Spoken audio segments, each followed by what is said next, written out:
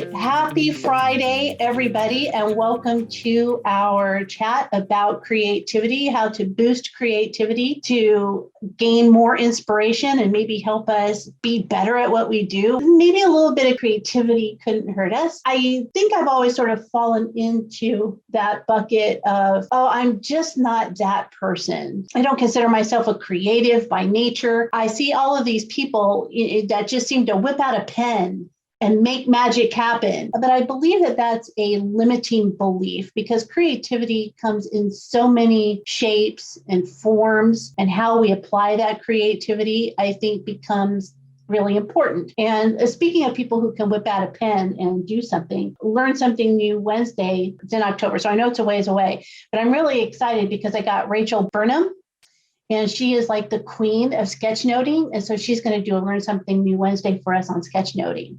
So I think that's going to be super fun. Okay, so now, question on the table. What does it take for us to shift our mindset from that limiting belief of, oh, I'm just not this creative person, to thinking that we can be creative? What's it going to take to make that happen? And what's it going to take to make our creative juices kind of bubble up? And I have a couple of exercises that we're going to do today. And I also have this book that I'm going to give away today too. I found I had extras on my bookshelf, so I thought, this is a fun one. So Heather says, number one, stop saying that you're not creative. There we go. So if we can take that out of our vocabulary, I think that would be an important way to go about it. I think that people need to embrace what appeals to them. So I know I love fun fonts and I'm attracted to color and I love infographics. I do honestly feel like I'm a creative person. I've done a lot of scrapbooking and card making. So all of those things appeal to me. So it's just like lean into it and embrace it. You love those things. So technically you do have a creative aspect to you when you shop, or like when a book cover appeals to you, there's a reason it appeals to you. It's kind of tapping into your creative side and what you actually enjoy. I agree. I think if you can build on that, then your creativity blossoms. Right, Kelly? I'm a big proponent of just letting go of the fear of failure and risk, because the creativity process is full of failure. I have some really bad paintings that I've done, and then I've had some really beautiful ones, and that some work and some don't, and you can just paint over it. Same with making jewelry and gardening. If the plant doesn't look good there, well, then move it, right? I'm with Carol that there is part of creativity is figuring out what you like. And then why do you like it? What is the color or the structure or how somebody did it? And then doing that self-examination of why you like it, and then try to recreate it. It's amazing when you take somebody else's design. Now, I'm not saying commercially, but if you love somebody's PowerPoint, go see if you can create it, right? Do it again. That is an act of creativity. And then say, well, I like blue, I like green. Like, could I do this in a different color? Know that this is a low risk activity, that you are going to make something ugly. And then maybe next time it might look nice. But you have to go out there and try it. I love that sentiment so much, and I wrote it down. The creativity process is full of failure. I think that is just the best statement, because it's absolutely true. Right. I know that I've failed on a number of things, and then maybe that something that comes out the end wasn't even close to what I was thinking about doing at the beginning. And that's kind of fun. Right? Mary, don't shame yourself for not being interested in doing PowerPoints. Maybe your creative interests are elsewhere. Absolutely. A lot of times we think we've got to fit into a certain niche or do a certain thing. You know what? That's just not our groove. What I find interesting from a creativity thing is the idea that you have to come up with something unique, which I think is what a lot of people struggle with. I think that's probably highly unlikely. There's only 6 notes in music, but every piece of music always seems to sound a bit different. So I'm a big fan of the technique of bricolage, taking art and things from somewhere else and putting them together to create something new.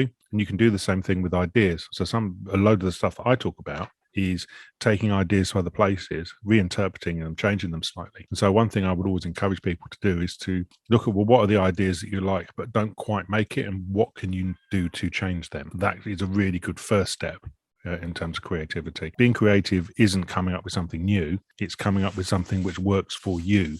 And it's about assembling all of the ideas that work in one place together. And I think that goes to, Kelly, what you were talking about. Like if you saw somebody's PowerPoint that was really awesome and you wanted to see what can I do with that? I think a lot of times if we contacted the person and said, how did you do that? And then you can take that, run with that idea and make it your own. To Andrew's point, it's coming up with something that is different for you. I'm trying to keep up with the chat box with you guys today.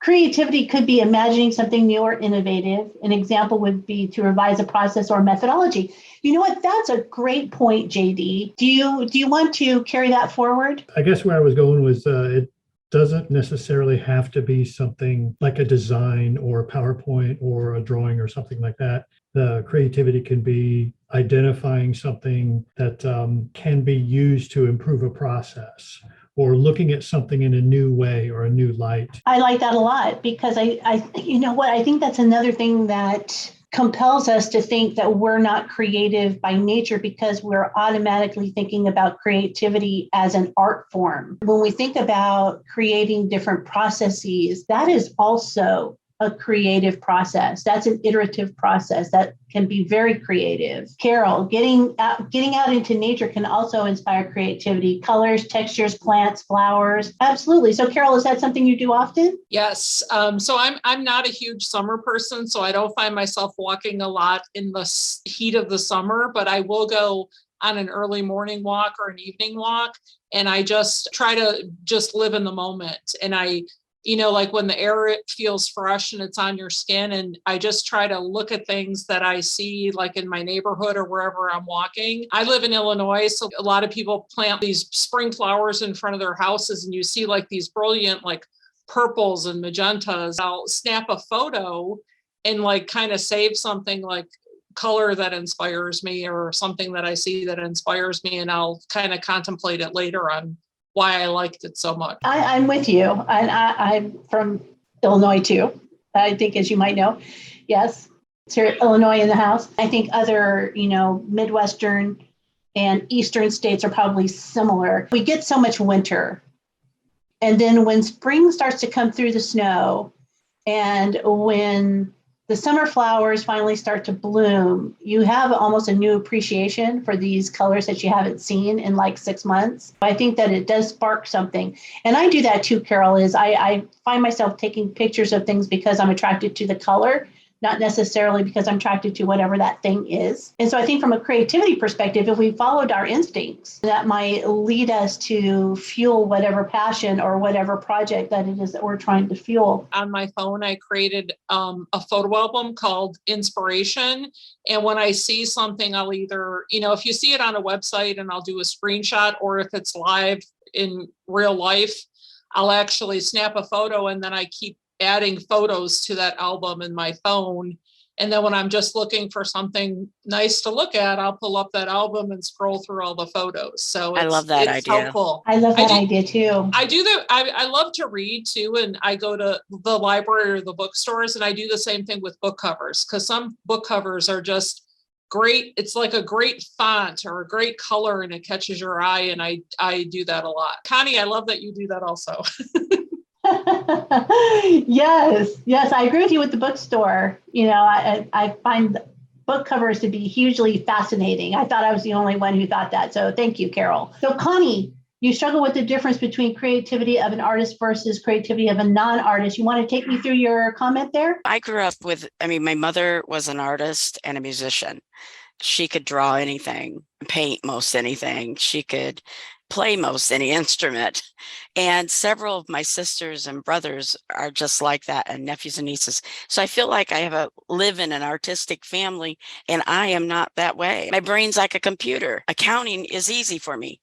That's not what I do, but it's easy for me. Numbers and things like that were always easier. So I love to view art. And I guess that's where that book, Still Like an Artist, I like that concept, because I love like the flowers. I take photographs. I literally have to see ideas and then build on those. I guess that is creativity, but I almost feel like I'm pretending to be an artist because I have lived with artists, true artists. Well, and I like Jennifer's statement Give yourself a bit of a break. Creativity doesn't have to be a yes, no, path. It's a journey. And as JD expressed, I think we do think about creativity in this one very narrow definition, and we don't let ourselves think about, the creativity behind numbers, the creativity behind computer programming, the creativity behind science. There's a lot of different avenues there that we can take when it comes to expressing these creative ventures. Heather, I tend to draw a blank on what to create. I'm very good at doing crafts and figuring out what to do. Right? It's like, that's why in the email, I put in the paint by numbers link. Some of you who might be my age, in your late 50s, you may be thinking paint by numbers. You think about this little rudimentary cat or dog or something like that. I have to thank Chris Coladonato for this. The paint by numbers now are almost Picasso-like. I mean, they're beautiful. And even though it's number oriented, it's leading you down this path. You still sort of have this choice between, where do I want to go? And perhaps what colors might I want to use? Do I want to adjust this or move that? And it still gives you that creative bent, but yet at the end, you still come out with something, right? And so I think it's a great way to sort of kick off that creative, mojo, if you will. Now, Maureen, didn't you mention a book earlier here? Yeah, I mentioned 2 books, and the one I mentioned at the last session as well, it's called Orbiting the Giant Hairball by Gordon MacKenzie. He ended up being one of the kind of founders of shoebox greetings for Hallmark cards.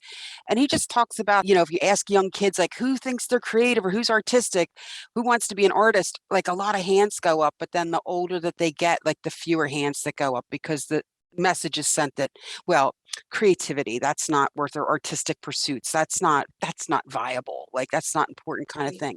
But then the other is, when somebody said looking at things from a different angle, it's How to Think Like Leonardo da Vinci by Michael Gelb. And so one of the aspects is around physically looking at something from a different perspective, like going somewhere else and seeing it differently. But there's a lot of great ideas in there that were inspired by what the author believes Leonardo da Vinci was, all the different parts of his mind. It may also have to do more with allowing ourselves and our minds to be still every once in a while, so that we can let things kind of percolate, as opposed to always having to like produce.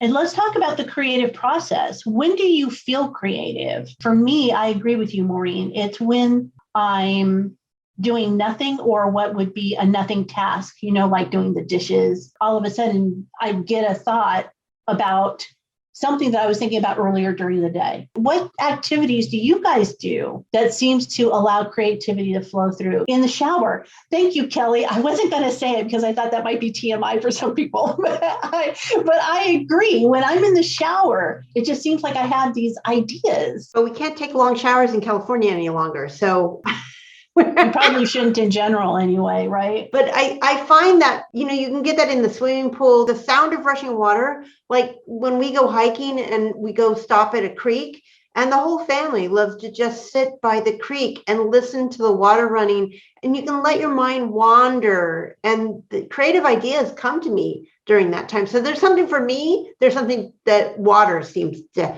have that. There are few things I do to actually get inspired, which is switching to what I do automatically. For instance, when I drive to my office or when I go to restaurants, listen to music, do it in a different way. Try to find new routes to go to the same places, meet new people completely different to your friends, or listen to new music that you never heard before. Things that will spark like, I never saw, or I never hear something like that. That feels like, or it sounds a little bit like. So you start connecting things, and it expands your capacity to think or imagine, even when you go to a restaurant and then the food, it's a completely new restaurant and the food is different. And it shows you that you can mix new things when cooking, completely different styles, to actually feed my brain and find new options. If I keep doing the same or stuck in some styles, then I'm blocked for a while. Book or find time to try new things, because we barely find the time to meet our friends, right? So how can I meet new people? Or to go to a restaurant. I want to go to the ones I like, or the music. So you need to find the time to do that things in a different way. You mentioned music and Kelly mentioned water, but those are very audio focused sounds, kind of drive a creativity mindset or lead you to think differently. Jason put it in here. Anything other than what I was doing. Exactly. Whatever it was, go in a completely different direction, whatever that may be.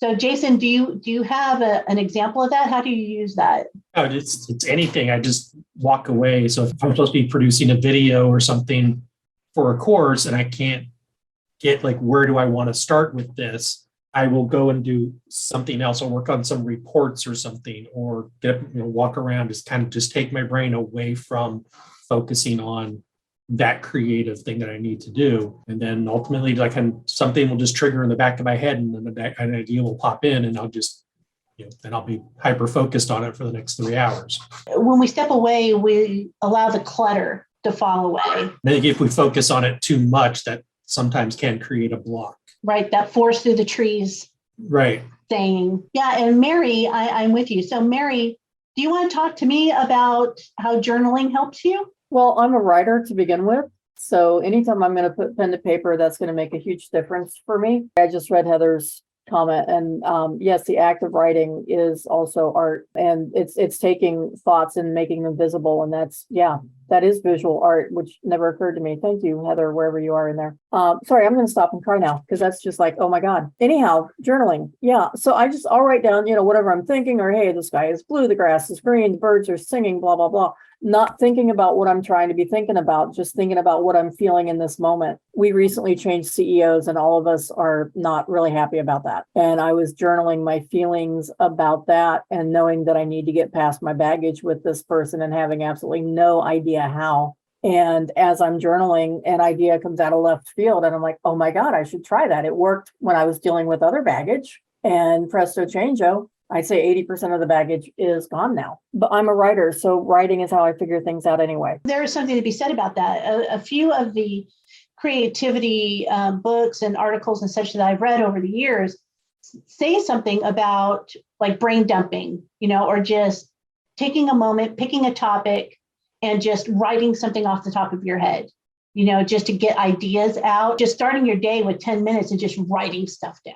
and see what tends to flow out of your brain. So Andrew, what did you post here? So the conversation was about doing something else. If you're doing another activity, then you by associate with the other activity the thing that you've hidden away that you're not thinking of, and the evidence is there, which does confirm it. They've done brain scans and the whole piece, and there's a proper scientific study that supports it. So you can say science says that doing something else will make you more creative. It's nice to be able to prove it with right, paper, for example. Do you know what I mean? And the other thing I would also pick up on is the conversation about writing. I blog every day. I write a blog post every day and publish them. And there's a couple of reasons for it. So firstly, by publishing them, then I set an expectation on myself that I have to produce them. But secondly, what I find is that it's like turning on a tap. I think it was Neil Gaiman who described it, or possibly Stephen King says that the first 1,000 words are rubbish. But it's like when you first turn on the tap, the cold water is not cold until it's come a mile down the road kind of thing. And that's what happens. So I'll write a blog post and it will be terrible. And then the second blog post I write that day will be better. But then I'll go back and edit the first one 3 days later and we'll understand exactly what I'm trying to do. And that's where the creativity comes from. It's not a once and done thing. People say I'm creative. No, I'm not. I just work on thinking about other people's ideas and how to get them together. Right. You've built a habit. Exactly. I wonder which podcast you listen to, Kelly. Women in L&D talking to each other or something like that. Yeah, women talking about learning. I just found it. I mean, it was featured on Twitter and I was like, how did I not know about? And then Shannon, you were on it. And I was jealous, Shannon, that you created a core group of supportive women in learning that you talk to every week. Every week. I'd love to have that kind of network and support. I think we all face so many challenges at work. Stress of affects my ability to be creative, and I need other people to help me, especially in L&D. We do help each other, and I love that about L&D. The podcast, I'll just put the link in the chat because people are asking. It's women talking about learning. It's there to amplify women's voices because women are underrepresented in senior roles in learning and development. So any of the women here, if you've got a topic that you want to talk about, or you want to find a topic and speak to somebody else about it, then let me know and we can sort out recording you. That's another creative outlet, isn't it? Is to talk about something maybe that you're not familiar with, or maybe somewhat familiar with. The creativity behind this coffee chat, not this particular topic, but the coffee chats in general, is that it forces me to go out and do some research about that topic, right? So the productivity chat last week, I had to go out, I had to do some research, I had to read some stuff. That forces me to think differently about a particular topic rather than me coming in cold with some assumptions. I think if you build this habit of doing something that's going to free your brain, and it doesn't have to be first thing in the morning, right? It could be at any time. Irby, I think you said the part of your brain that says, I can't do this, goes to bed around 9 or 10 o'clock at night, and then it picks up in the morning. It's about knowing your energy. Would you say that, Irby? The thing that I'm kind of working against me is because I'm a Navy veteran, the military and stuff. And so there was this kind of a stay between the lines are our friends kind of condition where I tend not to deviate from the task at hand. And more often in my role, I'm a project manager. Anything I can do to kind of make my brain kind of go off on a tangent benefits the creativity, I think. We just let the brain flow, I think, is kind of some of the messaging that we're getting here. And I agree with you, Irby. A lot of times I just can't think about it anymore and I just have to sleep on it. And I think there's something to be said about sleeping on it, to allow yourself to think differently when the morning comes around. Heather, does anyone else try to remember something you saw or heard and forgot about it later? All the time. Every time I enter a room, it feels like lately. And I try to write down all the ideas or things to check out when they're in my mind so I can refer back to them later for a deep dive. Do you want to talk deeper about that? Or does anyone else feel the same way? Go ahead, Mary. I do the same thing Heather does. I keep a notepad by my bed because I will have an idea as I'm falling asleep. And I'm like, I got to grab that because it will not be in my brain in the morning. And I know a lot of people now, they put the notes on their phones. I am a boomer. I'm a dinosaur. And yeah, I've got a smartphone, but it's smarter than I am, so I much prefer pen and paper. There's something about putting pen to paper and actually writing stuff that connects things in my brain. Yeah, me too. There's something about the feeling of using Post-it notes that I think enhance creativity. It's the colors, it's the stickiness, it's the ability to move them around. It's very touchy for me, and I'm all about if I can touch it, then I'm good. And my daughter often when we're in stores, she'd be like, Mom, stop touching stuff. I like the softness or whatever the texture is. And I think that makes me think about different things. All right, so activity time. So if you have a piece of paper, and it doesn't matter what size paper, if you got a piece of paper in front of you, 25 circles is what I'm looking for. 5 rows of 5 circles, like that. And so now you've got 25 circles in front of you. Here's what I'd like you to do, is I would like you to turn those circles into something. You have 1 minute to see how many of those circles you can turn into something. 5, 4, 3, 2, 1. Okay. Hold them up. Let's see what we got. Oh, Carol went with designs inside her circles. Awesome. Let's see. Gloria. Oh, there we go. Gloria did the same thing. We got designs. We got happy faces. I left one alone and called it a rock. Nice. I've got sunshine, sun from Kelly, and people. Where'd you end up with, Connie? I didn't even think about sunshine, says Mary. When I did this exercise originally, I got through, I think, maybe 10 myself. Because I went kitty, cat, doggy. I went animals first. Kitty, cat, doggies, rabbits. I put ears on all of the circles. That was the way that I thought about it. Just to kind of break into your creative thought that something as simple, how many iterations of a circle can we come up with? But I love all of the different approaches. I love that, you went with let's create a design with it within each circle. There are no rules. So excellent. Good job. Are you guys ready for another one? All right, here we go. Now let me see. I am testing this out. All right. So what you have in front of you now is the whiteboard, the Zoom whiteboard application, which I've never used before, but here we go. So here's our alternative use exercise. What I would like us to do, let's go with the side that says ping pong balls. Let's go 30 to 45 seconds. What is one use for a ping pong ball that's not obviously using it as a ping pong ball? A dog toy, a ball cock in a cistern, hang in the ground. Oh, so your car doesn't, that's what I use a tennis ball for. I don't know who wrote that. A cat toy, beer pong, a craft item, fancy dress for the US. That's a costume, like for a costume party. Practice putting. Yes, earrings, baking a snowman, faking eggs in an Easter basket. Yes, Christmas ornaments, all the different things that we can do with ping pong ball. All right, now let's flip it. Let's go over to a brick, a doorstop, a weapon. Okay, yes, there is that. A garden edging. Yes, sidewalk edging, a wheel blocker, a bookend, balancing a table. Yes. If you get enough of them, you can use it as a laptop stand, I suppose, right? A weight, building a fire pit. Excellent. Weighing down rat traps. I would not in a million years have thought about that. A pumice stone for calloused feet.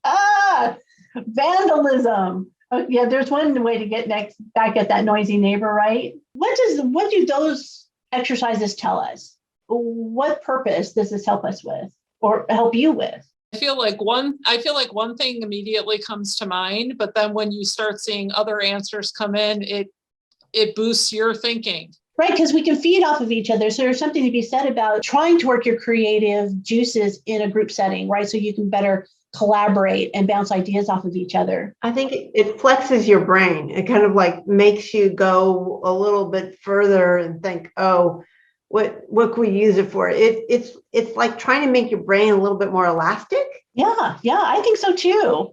So what would happen if we made this a practice every day where you started off, let's go with the circles. So maybe instead of circles, you started with triangles and circles and rectangles and other shapes. And maybe it's not 25, maybe it's 15, just to sort of wake your brain up every morning. A really interesting research on the benefit of doing creativity exercises like that. And they give us serotonin buzz that we have done something creative. But actually what we've done is we've limited ourselves by the frame that we've built around the activity. There's a really interesting book by Robert Cialdini from the influence and persuasions space, and he's come up with a really interesting 50 scientifically proven ways to be persuasive. And if you look at that talks about creativity in a different way. I also recommend the one that we spoke about in our book club as well, which is the book by Alf Rain, REHN, about creativity as well. There is an industry built around creativity, which is about Mexican food, which I talked about in learning before. We move the same things around again and again and again, when actually what we should be doing is putting all of the ingredients out and allowing people to put things together in their own way. So we limit ourselves by the nature of the activities we design. It's about not really putting ourselves into a particular box. In instructional design, we have a tendency to say we have to do things this way. And then we branch creativity from that particular path or that particular area of expertise without looking at what's around us. Okay, so we're going to create this course and we're going to create a PowerPoint around this course. But what if you didn't start with PowerPoint? So it's like, okay, I'm going to be creative with my PowerPoint. But what would happen if you didn't use that at all? I'd roll it back a step. I'd say, why are you creating a course? If you're not creating a course, then that's how we should be taking the thinking back. We do things as kids, we don't do them as adults. And the reason being is because as adults, we fit into specific conventions. And there's a convention around instructional design, convention around workplace learning, etc. That what we do is we work to that convention, and that limits the thinking to within a certain space. Children haven't got that limit around the thinking. Right. So it could be much more creative around it. It's not about being childish, but it's thinking about what are the conventions that are limiting the way that we're working. Absolutely, because I remember playing with Barbies when I was younger, and because now Barbie comes with all sorts of stuff. It sort of impedes your creative mind, doesn't it? Because now we've got all of these different things that we can use. You had to use the Kraft macaroni and cheese box as the bed because she fit perfectly on that. If we take away some of the constraints that are creativity imposters, take away those accessories and create your own.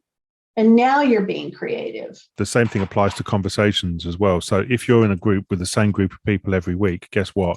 You'll establish conventions around the way that you as a group talk about stuff. What we rate and what we value, and the social values apply to creativity as well. The same thing does apply to Legos, Heather. Absolutely. We see all those different boxes of Legos that tell you to build a helicopter or tell you to build a car, or they tell you to build this Star Wars thing. But now I see Legos actually going back to selling just straight Legos, which is how you only could buy them back in the day. We're a few minutes from the top of the hour. So we can go ahead and we can start giving away the books, which I'm looking forward to. All right, so let's see where we are at here. Let's go with our drum roll, please. JD. JD is one winner of the book. I will get that over to you. And who is the second one? Drum roll, please. Heather. Heather, you're the other lucky winner. So again, in the DM, if you will send me your mailing address, I will get those 2 books over to you. We are at the very top of our hour. So this was a lot of fun. This was a great conversation. And I think it really inspired me to go and think about doing some of the things that I do, maybe in a different way, or maybe just take some time to breathe, go outside, look at some flowers, or go play with the dogs. Wednesday, we have our next Learn Something New, which is with Mike Taylor, and he is showing us how to use Feedly. So if you remember from our productivity discussion last week, Feedly can really help you build your productivity skills. So I would encourage you and maybe some of your team members, to use this tool and to come to the Learn Something New Wednesday to help you curate information, to help you sort information, to help you find information. So when you think about curation, it's about finding and disseminating. So Feedly does all of these things for you in a very organized way. So I encourage everybody to sign on up. So thank you, everybody. As always, I appreciate everybody attending these, and I look forward to seeing you at the next one.